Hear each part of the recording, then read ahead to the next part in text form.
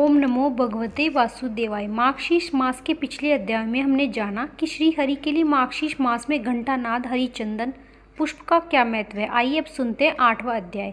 ब्रह्मा जी कहने लगे कि भगवान, अब आप श्री तुलसी का महात्म्य ठीक ठीक कहिए, जिसके निकट रहने पर ही आपको अत्यंत प्रीति है। भगवान कहने लगे कि हे ब्रह्मा, मणि के पुष्प, स्वर्ण पुष्प तथा मुक्ता के बने हुए पुष्प तुलसी पत्र के दाने से 16वीं कला के बराबर भी नहीं है।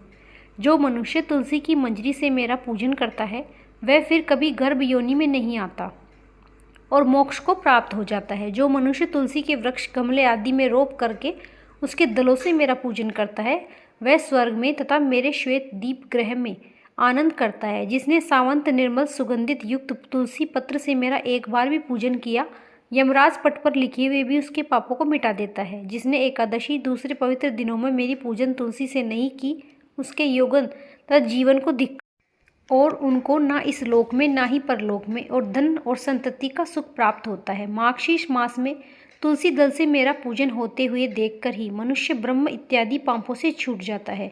जो मेरा यानी लक्ष्मीपति का ही नित्य ही तुलसी से पूजन करता है, उनके महान पाप भी नाश हो जाते हैं। फिर मामूली पापों का तो कहना ही क्या।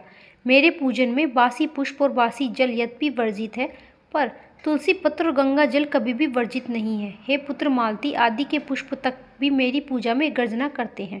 जब तक तुलसी पत्र नहीं मिलते, जो मनुष्य एक बार भी बीलू पत्र से मेरा पूजन करता है वह मेरी साम्य मुक्ति का भागी हो जाता है और सब आतंक से छूट जाता है। बीलू पत्र से, जाति पत्र से, जाति पुत्र से, कमल और कोसी पुत्र मुझको अधिक प्रिय है। मेरे हृदय को आनंद देने वाली मंजरी युक्त सावंत पत्र और तुलसी क्षीर सागर से उत्पन्न होने वाली लक्ष्मी से भी मुझको अधिक प्रिय है।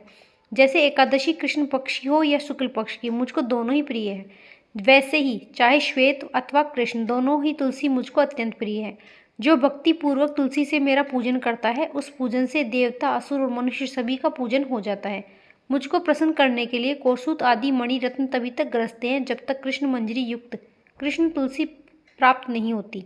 जो मनुष्य कृष्ण तुलसी से भक्ति पूर्वक कृष्ण भगवान का पूजन करता है वह उज्ज्वल भुवन अर्थात विष्णु लोक को जाता है, जहाँ लक्ष्मी सहित भगवान विष्णु निवास करते हैं। जो मेरे पूजन के लिए भिक्षुओं, दूसरे वैष्णव को तुलसी दल से देते हैं, वे लोग अविनाशी पद को प्राप्त होते हैं। जो मनुष्य तुलसी से अथवा श्वेत तुलसी से मेरा पूजन करते हैं वह शरीर को छोड़कर सदैव के लिए वैष्णव गति को प्राप्त होते हैं। तब ब्रह्मा जी कहने लगे कि हे भगवान, धूप दान, दीप दान करने से क्या फल मिलता है, इसको ठीक ठीक कहिए। तब भगवान कहने लगे कि हे पुत्र, धूप दान, दीप दान जो मुझको अत्यंत प्रिय है, उसका महात्म्य सुनिए। मार्गशीर्ष मास में कोई भी व्यक्ति कपूर और दिव्य चंदन का सुगंधित धूप मुझे अर्पण करके 100 कुलों का उद्धार कर लेता है।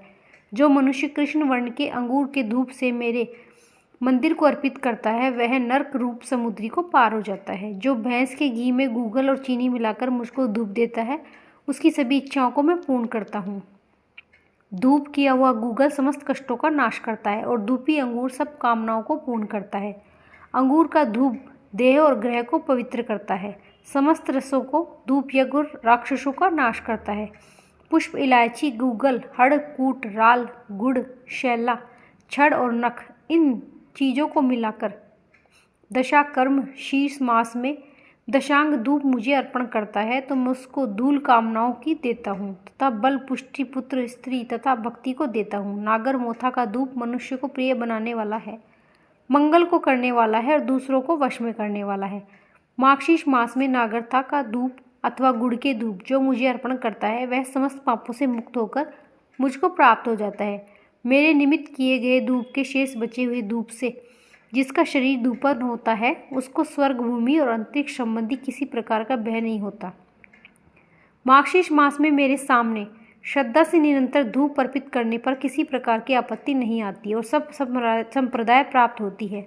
धूप सुंदर रूप धारण करता है। धूप उत्तम और पवित्र है तथा वनस्पतियों का रस दिव्य, परम पावन तथा शुद्ध है।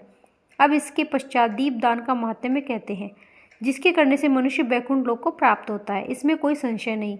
जो मनुष्य बहुत सी बत्तियों को घी में भिगोकर आरती करता है वह कल्प कोटि वर्ष तक स्वर्ग में वास करता है।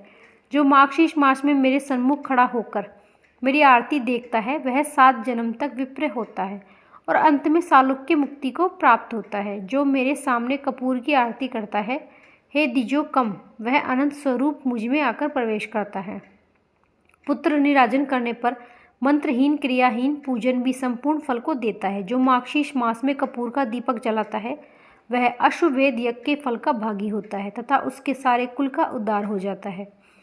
जो मेरे सामने ब्राह्मणों के सामने या चौराहे में दीपक जलाता है वह मनुष्य बुद्धिमान, ज्ञान से संपन्न और चक्षुमान होता है। जो माघशीष मास में मेरे सामने कृत्य अथवा तेल का दीपक जलाता है उसके फल को सुनिए। समस्त पापों को त्याग कर 1000 सूर्य के सामने तेज मालता है, फिर विमान में बैठकर मेरे लोक में सबसे पूजित होता है। अतः विद्वान पुरुष सब अवश्य दीपक जलाए। जो दीपक जलाकर उसको बुझा देता है वह अवश्य नरक में जाता है। हे द्विजो, जो पात की लोभ से अथवा द्वेष से दीपक की चोरी करता है वह अवश्य गूंगा होता है और अंधा भी होता है। इति श्री स्कंद पुराण माघशीष महात्म्य में 8वां अध्याय समाप्त। राधे राधे।